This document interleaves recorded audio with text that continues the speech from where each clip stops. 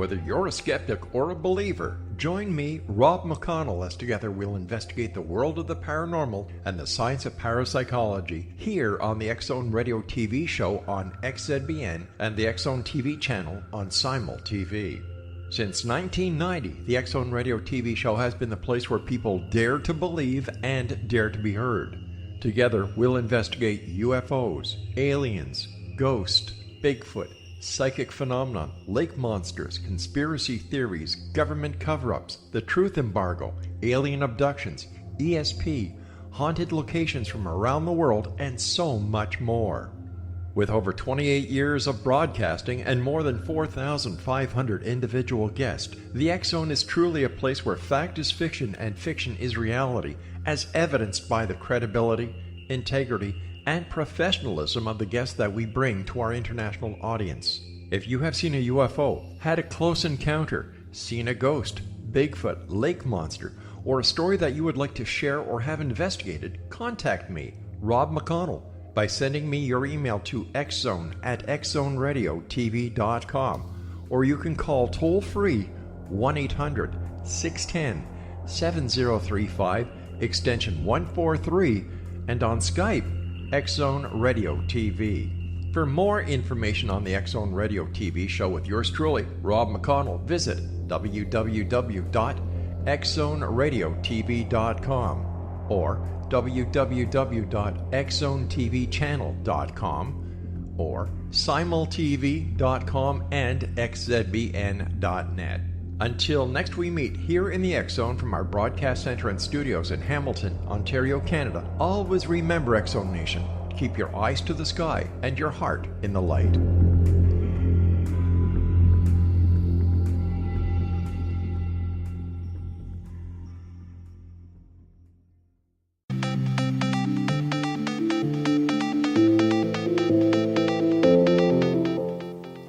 Welcome everyone to Too Good to Be True. Thank you for taking the time to listen. The subject for today's show is simulated reality. Before we start getting into detail, let's just briefly talk about psychic insight and how we apply it. We choose the subject, then research it, and based on that research, we determine what we think needs to be explained by creating a series of questions. Then Justina provides psychic insight to answer those questions. The psychic insight is narrated later in the show. Accepting the psychic insight is a question of individual belief. Now let's go through the disclaimers. Here are the disclaimers. Neither of us claim to have any expertise in any subjects that we discuss. We relate information we find through research and the psychic insight. We are always delighted to hear from the listeners. The show only lasts an hour. We don't have the time to present exhaustive research on any topic. This means that there will be information that we miss. We want to provide a basis for the psychic insight. We don't care if a theory turns out too good to be true, as the show name suggests. We are only interested in finding out more of the truth about topics. Spirit can only relate insight that is appropriate for our time and history. Free will cannot be affected.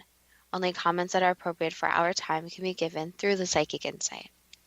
Much of the subject matter in shows may have already been covered many times in other media. We want to look into subjects in a new, different way and be thought-provoking. We're not so good with pronouncing names, we apologize, and neither of us have any particular knowledge of philosophy, physics, or computer science. If we have misstated anything, we apologize.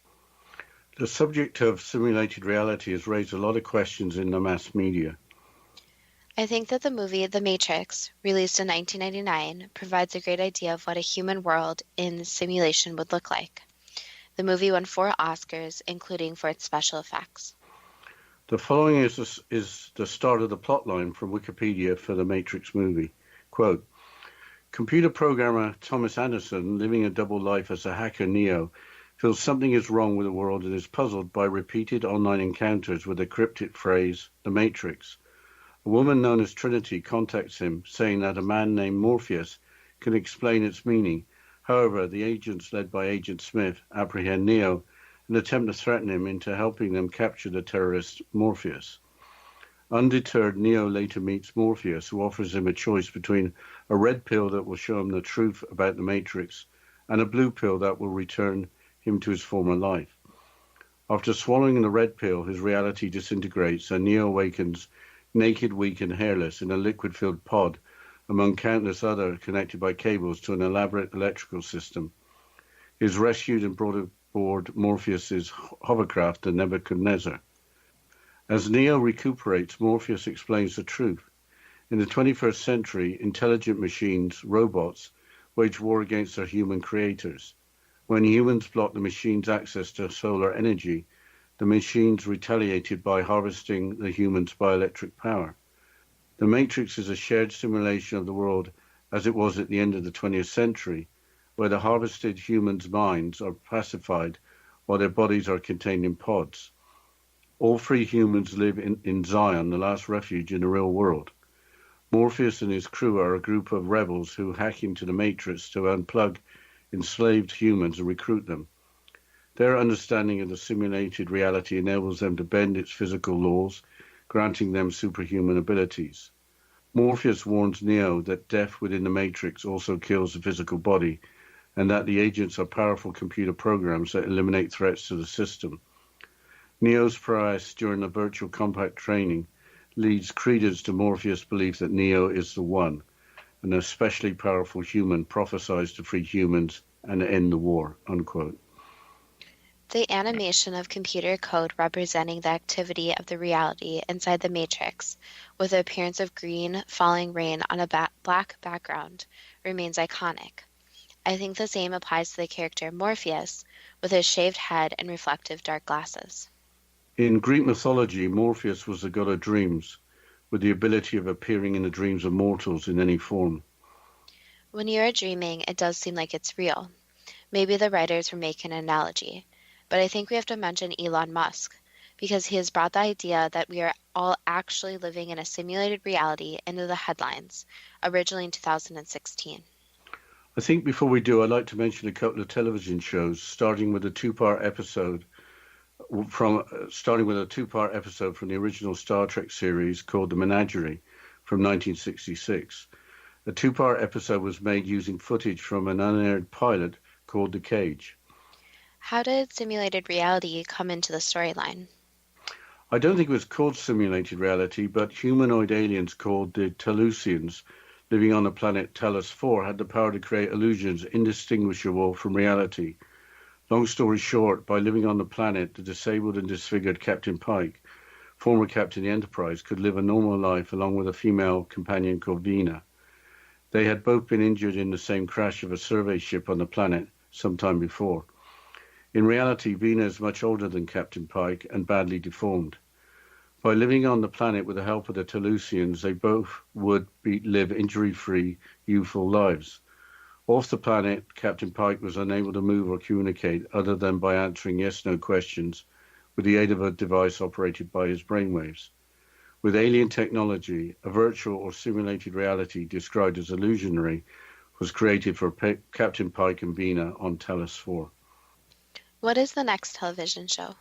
It's Star Trek The Next Generation and the episode Ship in a Bottle from 1993, featuring the holodeck on the new Enterprise, in which computers create virtual reality. What's the difference between simulated reality and virtual reality?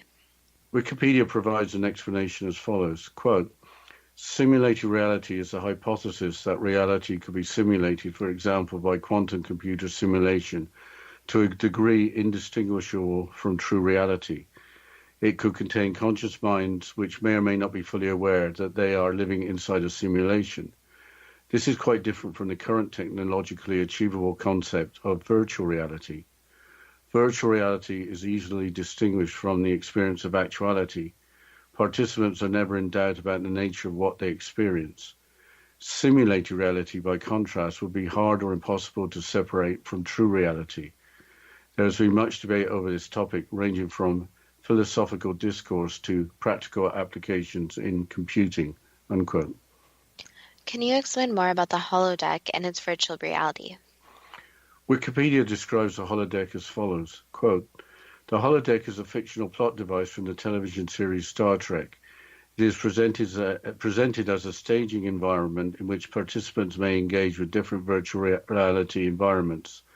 From a storytelling point of view, it permits the introduction of a greater variety of locations and characters that might not be otherwise be possible. such as events and persons in the Earth's past, and is often used as a way to pose philosophical questions, unquote. What's the point of the episode Ship in a Bottle?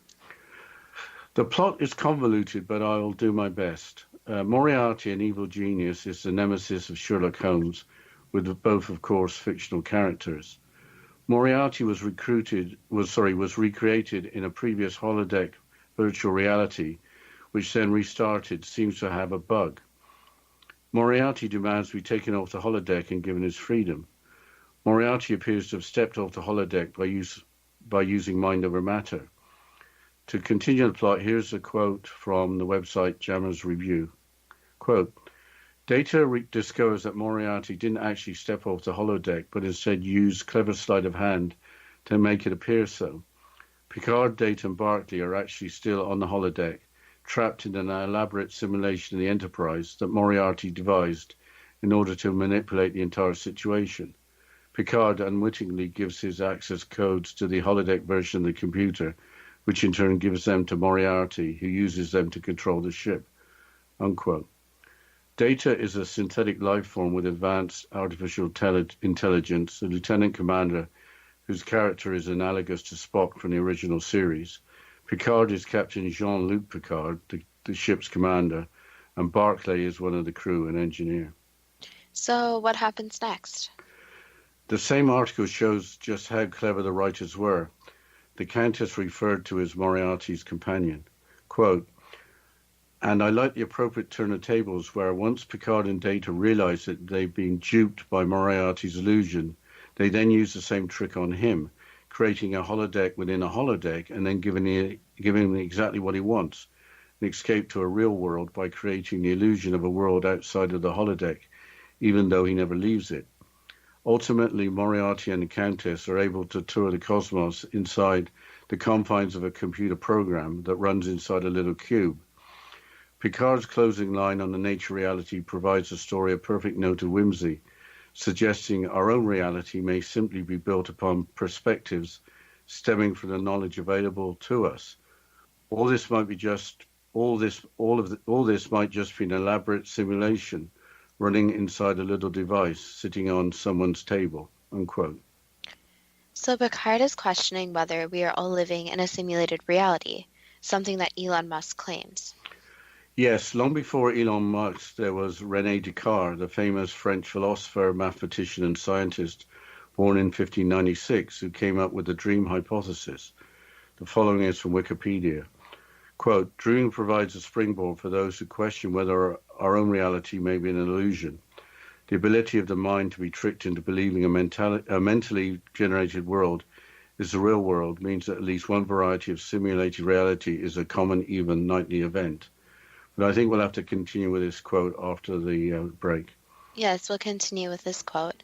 And you're listening to Too Good to Be True with Justina Marsh and Pete Marsh on the X-Zone Broadcast Network, www.xzbn.net.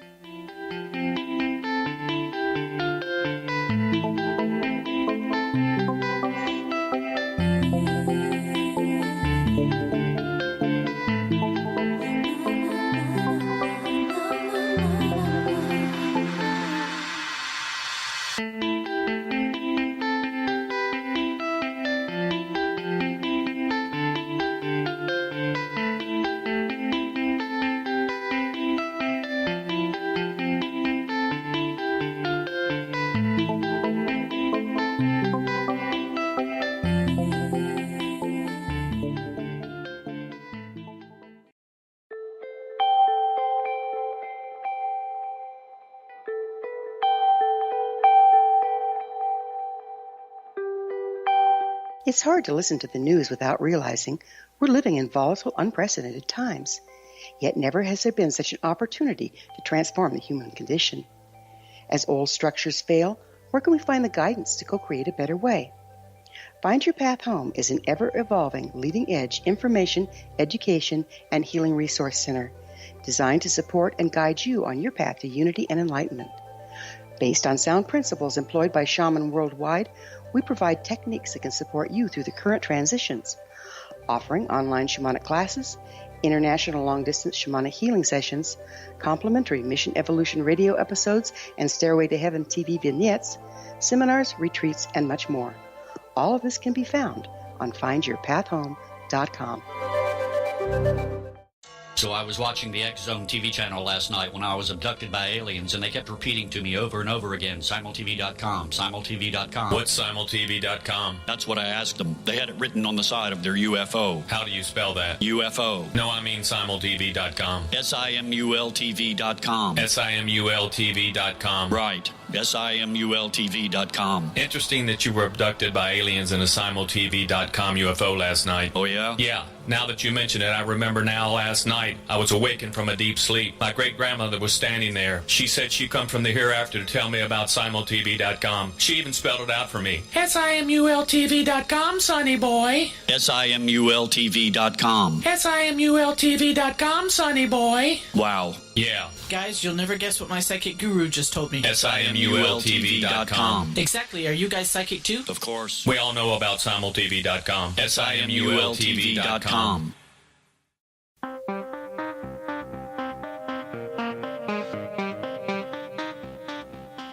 Welcome back to Too Good to Be True. And before the break, we were talking about the famous French philosopher René Descartes. And Dad, you were quoting from Wikipedia. So can you please continue quoting about the dream hypothesis? Yes, I will. Thanks, Justina.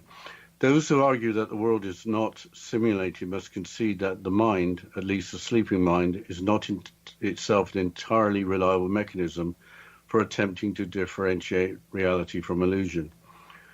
Whatever I've accepted until now as most true has come to me through my senses, but occasionally I've found that they have deceived me, and it is unwise to trust completely those who have deceived us even once. René Descartes, unquote. Is there anything insightful from modern philosophers or thinkers? Swedish philosopher Nick Bostrom, a professor and director of the Future of Humanity Institute at Oxford University, England, came up with a simulation argument. The following is from the frequently asked questions on the simulation argument website. Quote, the simulation argument was set forth in a paper published in 2003. A draft of that paper had previously been circulated for a couple of years. The argument shows that at least one of the following propositions is true. The human species is very likely to go extinct before reaching a post-human stage. Secondly, any post-human civilization is extremely unlikely to run a significant number of simulations of their evolutionary history or variations thereof. And thirdly, we're almost certainly living in a computer simulation. It follows that the belief that there is a significant chance that we will one day become post-humans who run ancestor simulations is false, unless we are currently living in a simulation. A number of other consequences of this result are also discussed, unquote. So does Nick Bostrom actually believe that mankind is in a computer simulation? Again, from the frequently asked questions on the simulation argument website with answers provided by Nick Bostrom himself, quote, no, I believe that the simulation argument is basically sound. The argument shows only that at least one of three possibility obtains, but it does not tell us which one or ones. One can thus accept the simulation argument and reject the simulation hypothesis, i.e. that we are in a simulation. Personally, I assign less than 50% probability to the simulation hypothesis, rather something like in the 20% region, perhaps, maybe. However, this estimate is a subjective personal opinion and is not part of the simulation argument. My reason is that I believe that we lack strong evidence for or against any of the three disjuncts, 1 to 3. So it makes sense to assign each of them a significant probability, unquote. What is the post-human condition? Wikipedia provides a definition as follows. Post-human or post-human hyphenated is a concept originating in the fields of science fiction, futurology, contemporary art and philosophy that literally means a person or entity that exists in a state beyond being human, unquote. But Wikipedia warns against confusing post-humanism with transhumanism. Quote, Posthumanism is not to be confused with transhumanism, the nanobiotechnological enhancement of human beings, and narrow definitions of the posthuman as the hoped-for transcendence of materiality, unquote. While we are still out there with advanced concepts, what exactly is quantum computer simulation, as mentioned earlier in a Wikipedia article? Let's start with the quantum computer. The following is from a current article on the University of Waterloo website. Quote, quantum computing is essentially harnessing and exploiting the amazing laws of quantum mechanics to process information. A traditional computer uses long strings of bits which encode either a 0 or 1. A quantum computer, on the other hand, uses quantum bits or qubits. What's the difference? Well, a qubit is a quantum system that encodes a 0 and the 1 into two distinguishable quantum states. But because qubits behave quantumly, we can capitalize on the phenomenon of superposition and entanglement. Unquote. Superposition and entanglement are explained as follows. Quote, superposition is essentially the ability of a quantum system to be in multiple states at the same time. That is, something can be here and there or up and down at the same time. Entanglement is an extremely strong correlation that exists between quantum particles, so strong in fact that two or more quantum particles can be inextricably linked in perfect unison, even if separated by great distances. The particles remain perfectly correlated even if separated by great distances. The particles are so intrinsically connected they can be said to dance in instantaneous perfect unison, even when placed at opposite ends of the universe. This seemingly impossible connection inspired Einstein to describe entanglement as spooky action at a distance, unquote. So, quantum computer simulation is simulation using a powerful futuristic computer. Again from the University of Waterloo website, quote, thanks to superposition and entanglement, a quantum computer can process a vast number of calculations simultaneously. Think of it this way, whereas a classical computer works with ones and zeros, a quantum computer will have the advantage of using ones, zeros, and superpositions of ones and zeros. Certain difficult tasks that have been long thought impossible or intractable for classical computers will be achieved quickly and efficiently by a quantum computer, unquote. You can't buy one yet, more development is needed, but some of the technology is in use. Let's go back to Elon Musk and his opinions. In 2016, Elon Musk's comments were widely reported. An example is as follows from the London Independent newspaper dated June the 2nd of that year. Quote, Elon Musk has said that there's only 1 in a billion's chance that we're not living in a computer simulation. Our lives are almost certainly being conducted within an artificial world powered by AI and highly powered computers, like in The Matrix, the Tesla and SpaceX CEO suggested at a tech conference in California. Mr. Musk, who has donated huge amounts of money to research into the dangers of artificial intelligence, said that he hopes his prediction is true because otherwise it means the world will end. The strongest argument for us probably being in a simulation, I think, is the following, he told the Code Conference. 40 years ago we had Pong, 2 rectangles and a dot. That's where we were. Now, 40 years later, we have photorealistic 3D simulations with millions of people playing simultaneously, and it's getting better every year. And soon we'll have virtual reality. We'll have augmented reality.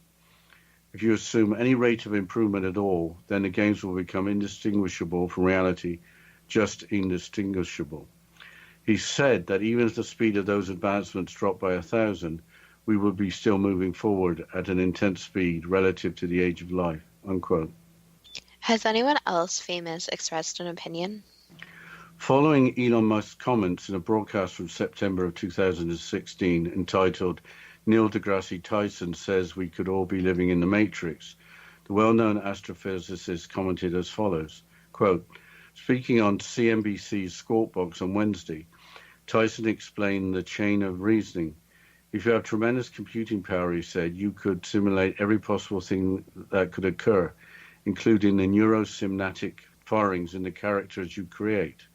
So in that sense, what is to stop you from thinking that the characters you created are themselves real, unquote. The article continues with a discussion about simulations being created within simulated reality and how would you know which simulation is the real one? Do any scientists state that virtual simulation is impossible? Yes, according to a Newsweek article from October of 2017, as follows, quote, researchers at University of Oxford have now calculated that even just to store the information about a few hundred electrons on a computer, one would require a memory built for more atoms than there are in the universe. Research published by physicists Zohar Ringo and Dmitry Kovrizin in Science Advances suggests that this notion of creating a massive scale simulation using classical computers is impossible.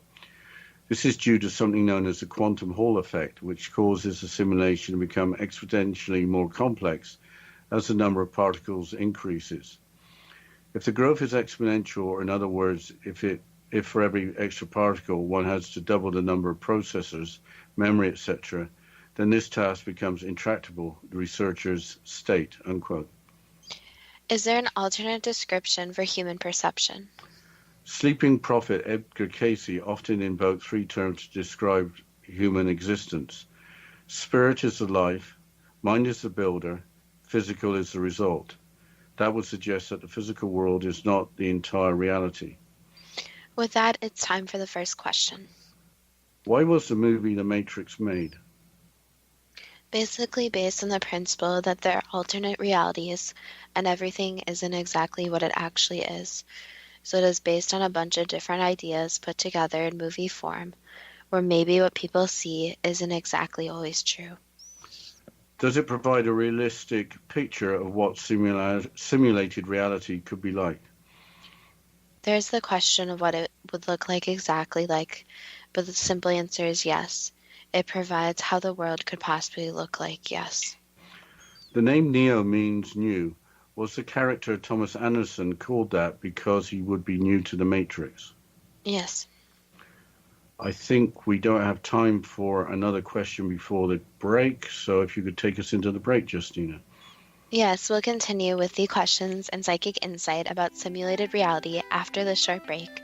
And you're listening to Too Good to Be True with Justina Marsh and Pete Marsh on the X-Zone Broadcast Network, www.xzbn.net.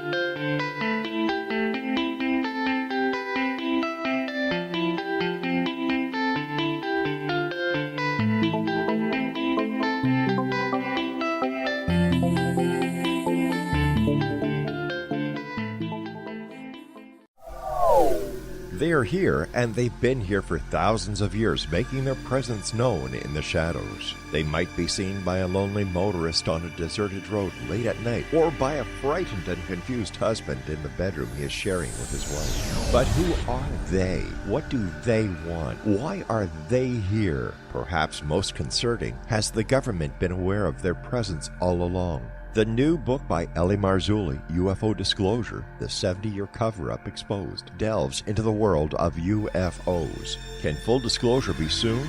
Order now and receive a free hour and 37-minute DVD on the UFO phenomenon. UFOs are real. Get both the book and the DVD, a $40 value, for only $19.99. To order your book and DVD today, go to rel-marzulli.net. That's LAMARZULLI.net. Rob McConnell here, presenting an overview for Nicholas Paul Jennings, author of a fascinating book, Amen. It presents facts revealed by Egyptologists, facts that enable us to understand why Amen is the beginning of creation of God. It provides recommendations for religious leaders of the major religions to unify their beliefs and teach the Word of God. Love one another. Amen informs people how mankind conceived God. It was the Egyptians that developed the concepts of a soul, a hereafter, and Son of God. And finally, After the worship of many gods, they conceived the belief in one universal God, the maker of all there is. For more information, visit www.futureofgodamen.com. That's www.futureofgodamen.com. You have heard of the X Zone? Now watch it on Simul TV, plus 500 video games, live TV channels, free video on demand, worldwide, and more. Does this sound like tomorrow's television? Well, it is, but you can have it today, right now. It is Simul TV. Simul TV offers what the others only wish they could provide. 15 exclusive channels like X Zone, sci-fi, and horror. We are worldwide. No other provider offers that. 500 built-in video games. No need to have an extra expensive system. We have them included. Free video on demand. Live streaming events from around the world. Interactive online network, and much more. Tomorrow's TV today. Simul TV. Sound too good to be true? Well, it's not. You can have Simul TV today. Sign up at simultv.com. Do it today.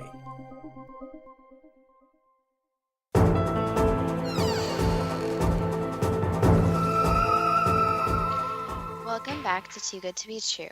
And before the break, we were going through the questions and psychic insight about simulated reality and talking about the Matrix.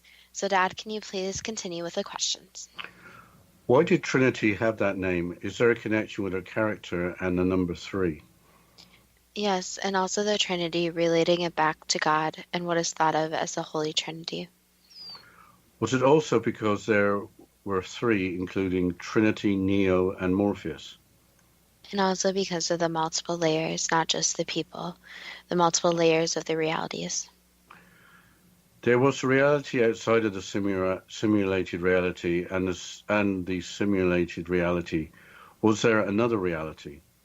The third would be basically reality behind the simulated reality, so the control of the simulated reality. Was Morpheus named after the Greek god of dreams? Yes.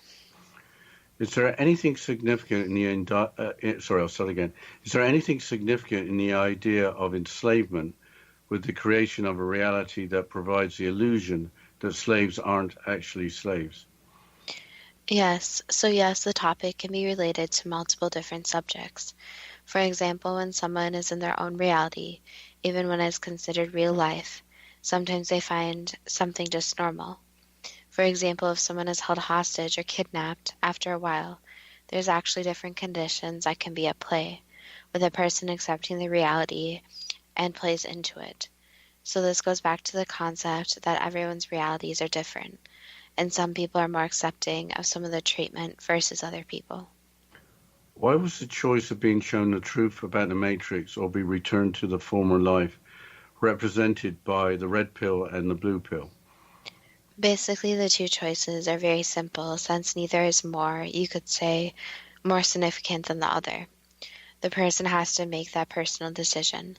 So the red pill versus the blue pill shows that there are basically very similar decisions, except 2 different colors. So the colors represent that it's one reality versus another, which is someone living in reality 1, for example, they may never even know about reality 2. So it's signified on how simple the decision is, but also how complex it would be for someone to make. If we really understood our own reality in the manner of the rebels, could that mean that we would be able to acquire superhuman abilities? Yes and no. Again, it would depend on how far someone thinks the reality is. So they may think that they have these superhero powers, but again, it may only be in their mind, not in the minds of the people around them. Why would death within the Matrix destroy the physical body? Is there something significant to that? Basically, that goes back to the fact that if someone's living in a simulated reality, that means that the person is not fully there. So their consciousness is still shared outside of the Matrix. So it's the belief that it's kind of like a video game, where the person is there, but if they die, it is not as significant, since they're the real-life person on the outside. So the Matrix was different from a video game in that respect? Yes. Were the three Matrix movies instrumental in placing philosophical questions regarding our reality in the mass media, or was it going to happen anyway? That could be said. A lot of the times where movies are made, even for example mainstream superhero movies, they make people think about different concepts when they become so popular. In the Star Trek episode The Menagerie, why was no explanation given for how the Telosians could create illusions apparently indistinguishable from reality? Since if someone actually had that type of power, that would be something that would be very scary. So nothing really needed an explanation, since even the thought that someone or something could create something so real, so lifelike, that would be a very scary thought, since humans would not be able to distinguish between what is actually real and what is not. Should the illusions not be described as simulated reality, but as virtual reality because they were distinct from the normal reality? Yes and no. The hard part is that if the person truly understands they're in a virtual reality, or if the person gets so encompassed into the virtual reality that they think it's really real life. So that's where the fine line. Does the person actually know, or is that the reality they believe? Were the illusions created as a means for the Star Trek writers to show what could be possible in the future, or what may be possible in other worlds? Yes, 100%. In his normal state, Captain Pike could only communicate by brainwaves. Is that the future of communication with extremely disabled individuals? That's a complicated question, since it depends on how far technology goes. So it depends on if technology could get to the point where it could actually read brainwaves. So there's similar technology that's adapted for people who are disabled to communicate on their own in special ways. However, brainwaves are so complicated, it'd be very difficult to just read those alone. So the question would be, could technology go that far? Has the holodeck, the fictional plot device from the television series Star Trek The Next Generation, already become outdated compared with current technology of shared virtual reality via the internet? Yes. Is simulated reality the hypothesis that reality could be simulated, for example, to a degree distinguishable from true reality? Yes. Could simulated reality contain conscious minds that may or may not be fully aware that they are living inside a simulation? Yes, in the theory, yes. So it could be both cases. Some will be aware and some not aware. Correct. Some people might still have that knowledge, while others have that knowledge completely removed. Some memories would be affected. Did the Star Trek The Next Generation episode Ship in a Bottle intend to show that virtual reality could appear more real than actual reality and that minds could be easily tricked? Yes. In the same episode was a simulated fictional character of Moriarty shown as real and interacting with real characters to demonstrate we have to be careful in trusting our senses? Yes. Is an idea included in the script that Moriarty and his companion, the Countess, could live a realistic life within a simulation? Yes. Is Picard's comment, all this might be just an elaborate simulation running inside a little device sitting on someone's table, questioning that we are living in a simulated reality? Yes, it is. Moving on to the dream hypothesis, does dreaming provide a springboard for those who question whether their own reality may be an illusion? In a way, yes, since it provides a way for people to really put their inner thoughts into their own reality that they create. Does the ability of the mind to be tricked into believing a mentally generated world is the real world result in at least one variety of simulated reality is a common, even nightly event? Yes and no. The difference is that yes, in the moment, the person believes they're going through those events. However, truly within themselves, they know that it's not real. Therefore, when they wake up, they obviously know it is not real.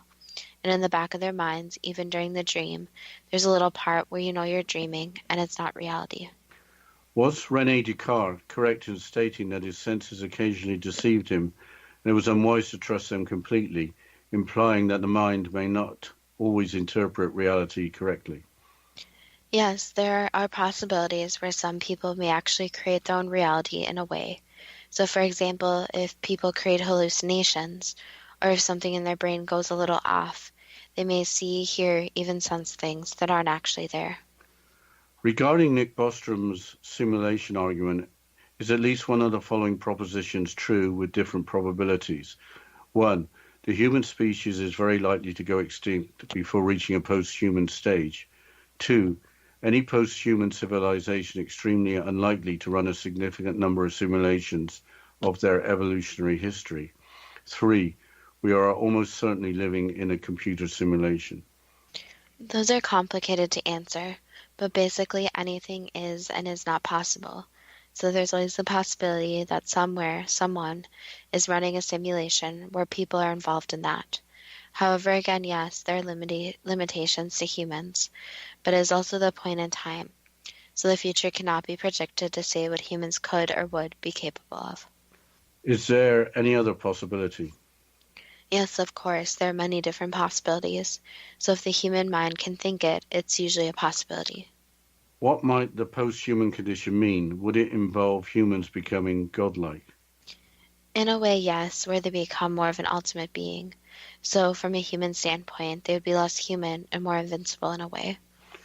Is drawing a distinction between transhumanism and posthumanism In drawing a distinction between transhumanism and posthumanism, is transhumanism defined as an artificial enhancement among the human race, a threat to human survival, for example, the making of super soldiers that could kill the life on the planet? Yes, so the problem with creating life and creating life in different ways is that there is still going to be a portion of error. So even with humans, obviously, with genetics at play and even personalities, there are always many differences between each human. So the fear is that with, for example, an artificial human, is that there's always a chance that something could go wrong, and go wrong very quickly. What does post-human as a hopeful transcendence of materiality actually mean? That's a complicated question since it's very personalized to each person's vision of the future. But basically, it would be getting to a state where humans are the superior beings, where they are controlling their own destinies, their own realities, but also controlling each other. Don't think we've got enough time before the next question before the break. So can you take us into the break, Justina? Yes, we'll continue after this short break, and you're listening to Too Good to Be True with Justina Marsh and Pete Marsh on the X-Zone Broadcast Network, www.xzbn.net.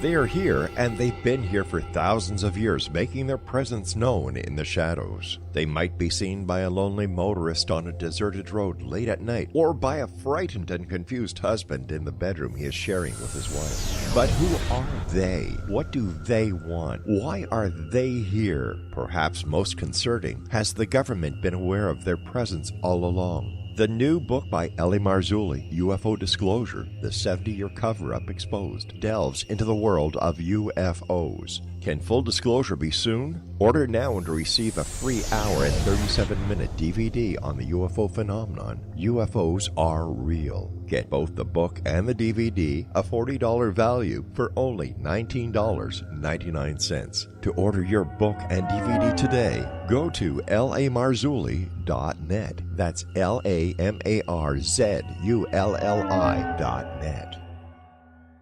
So I was watching the X-Zone TV channel last night when I was abducted by aliens, and they kept repeating to me over and over again, simultv.com, simultv.com. What's simultv.com? That's what I asked them. They had it written on the side of their UFO. How do you spell that? UFO. No, I mean simultv.com. simultv.com. simultv.com. Right. simultv.com. Interesting that you were abducted by aliens in a simultv.com UFO last night. Oh, yeah? Yeah. Now that you mention it, I remember now last night I was awakened from a deep sleep. My great-grandmother was standing there. She said she'd come from the hereafter to tell me about simultv.com. She even spelled it out for me. simultv.com, sonny boy. simultv.com. simultv.com, sonny boy. Wow. Yeah. Guys, you'll never guess what my psychic guru just told me. simultv.com. Exactly. Are you guys psychic too? Of course. We all know about simultv.com. simultv.com.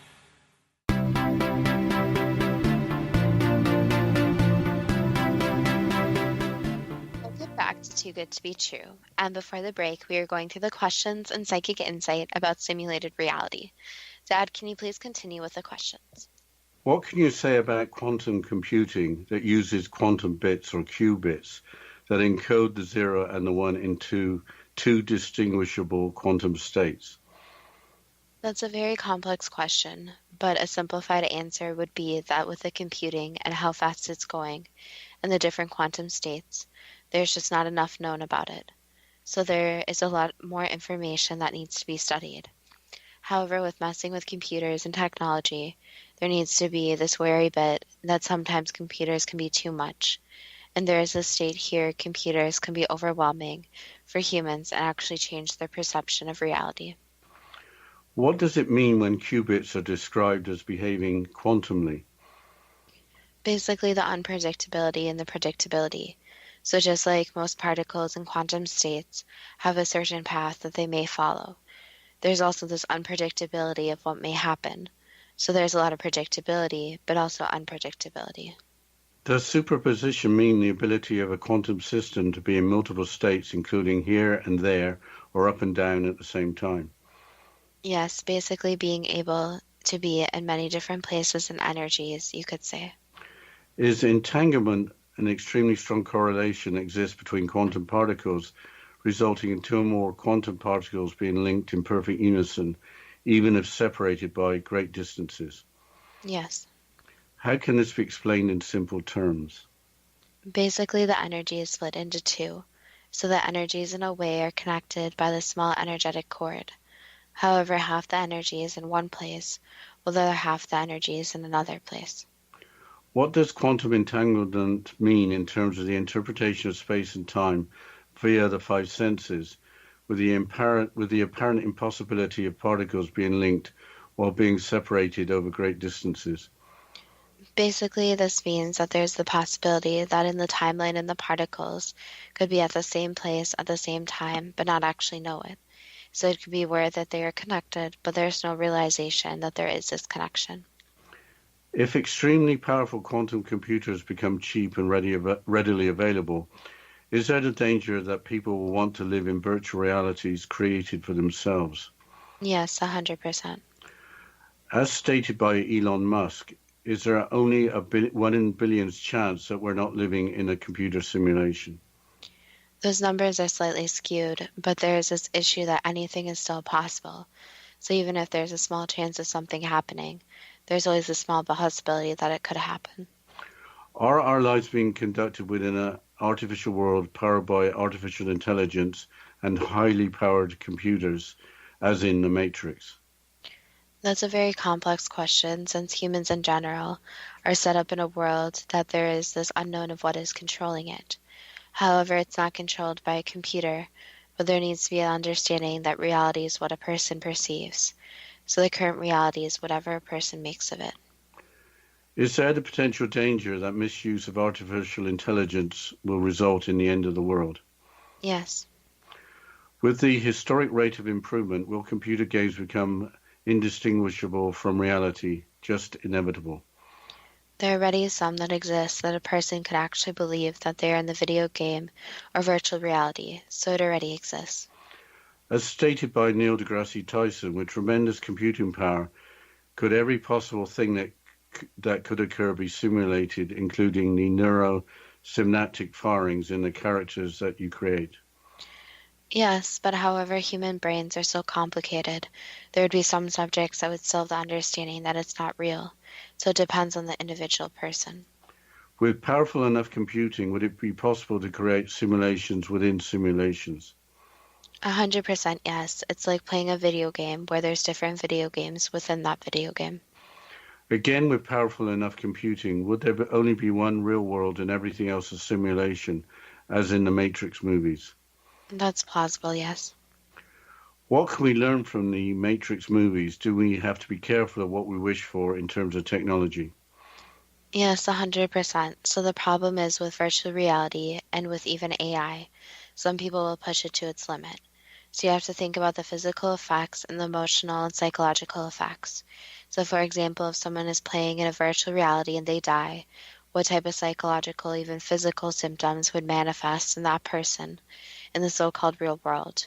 There's always this connection that emotional and psychological issues can cause physical problems. And also with regards to that is it brings up the concept of, in a virtual reality, there's things that need to be simulated that may not be actually as real as it would be in real life.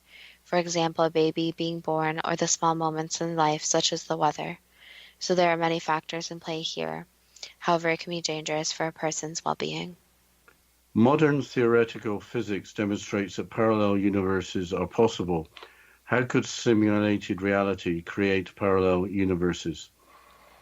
Basically, it would create where a person would be at one place at one time, but also living in this other world.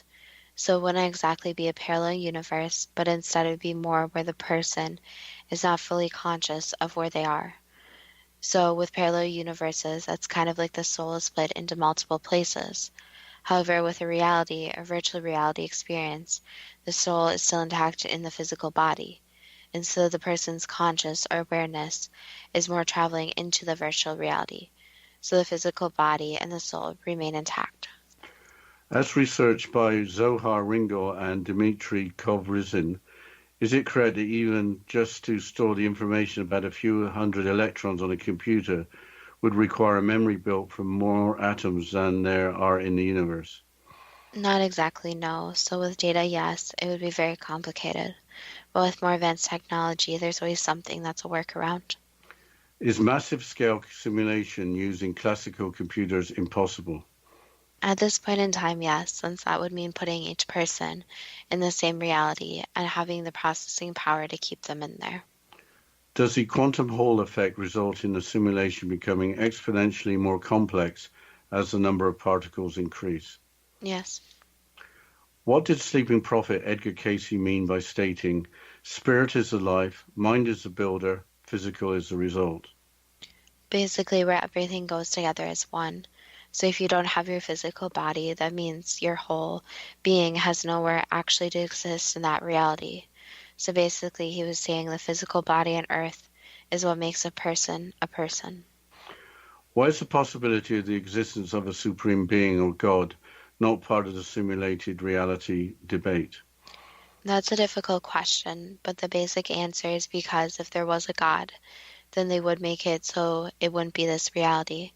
So the two concepts are not interchangeable, since if there's a superior being, there's the thought that the superior being controls all, meaning they would control the simulated reality also. For those who believe in simulated reality, does that mean, like the Matrix, that there is a superior being controlling humans, or alternatively, is it making a kind of sanctuary for humans? The hard part is that there's two ways to look at it. So there's the way that there's a superior being that is there to help out humans, and the simulated reality would be there so that the people make the right choices, so to help humans along their journey.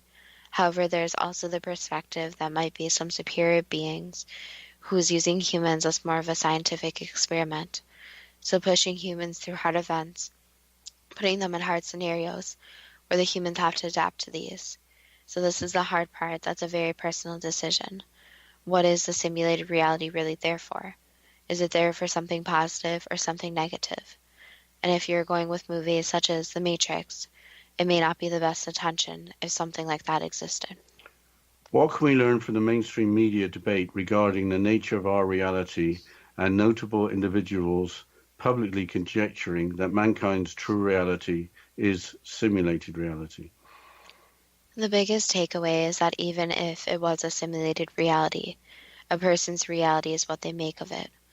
They have the choices to make, and during those choices, there are benefits and consequences.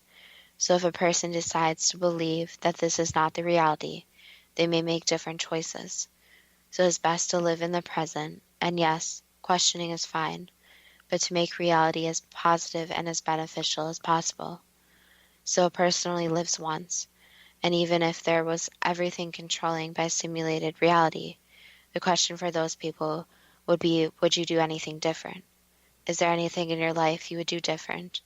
Or would you still try to live in the present and move forward? That was the last answer.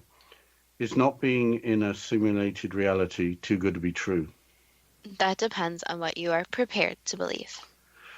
Well, over the last hour, I think my conclusion is I'm going to have to go back and watch the Matrix movies again. I think my biggest conclusion is that a lot of people question what we're living, why we're living, and all these different questions. But I think the biggest takeaway that I learned from this show is just to make life what you want it to be. So just to take the most out of life and, live every day and live in the present. I guess that's true. And on that subject of living in the present, we'd love some suggestions for shows, right? Yes, so if anyone's really interested in concepts around simulated reality, maybe even questions about Elon Musk, anything, if you have any type of topic, we'd love to hear it. You can contact us at our website at toogoodtobetrue.net or our Facebook page at Too Good to Be True with the first T. The first two is spelled TWO. And as always, thank you so much for listening, and we look forward to next week's show.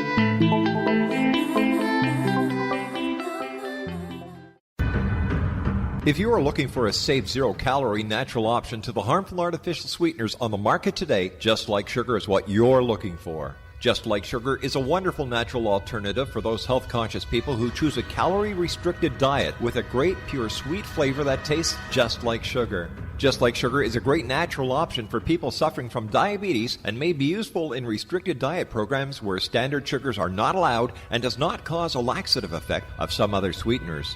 Just Like Sugar comprises a perfect blend of chicory root fiber, natural calcium, natural vitamin C, and Just Like Sugar's sweetness comes from the natural flavors from the peel of the orange. Just Like Sugar is a natural alternative to harmful artificial sweeteners and will change the way that you believe all natural sweetener products taste. Just Like Sugar is available at your local Whole Foods markets, Wild Oats markets, Henry's, Sun Harvest, and many other fine natural food stores in the U.S., Canada, and worldwide. They are here, and they've been here for thousands of years, making their presence known in the shadows. They might be seen by a lonely motorist on a deserted road late at night, or by a frightened and confused husband in the bedroom he is sharing with his wife. But who are they? What do they want? Why are they here? Perhaps most concerning, has the government been aware of their presence all along? The new book by rel-mar, UFO Disclosure, the 70-year cover-up exposed, delves into the world of UFOs. Can full disclosure be soon? Order now and receive a free hour and 37-minute DVD on the UFO phenomenon. UFOs are real. Get both the book and the DVD, a $40 value, for only $19.99. To order your book and DVD today, go to rel-marzulli.net. That's LAMARZULLI.net. You have heard of the X Zone? Now watch it on Simul TV, plus 500 video games, live TV channels, free video on demand, worldwide, and more. Does this sound like tomorrow's television? Well, it is, but you can have it today, right now. It is Simul TV. SimulTV offers what the others only wish they could provide. 15 exclusive channels like X-Zone, Sci-Fi, and Horror. We are worldwide. No other provider offers that. 500 built-in video games. No need to have an extra expensive system. We have them included. Free video on demand. Live streaming events from around the world. Interactive online network, and much more. Tomorrow's TV today. SimulTV. Sound too good to be true? Well, it's not. You can have SimulTV today. Sign up at simultv.com. Do it today.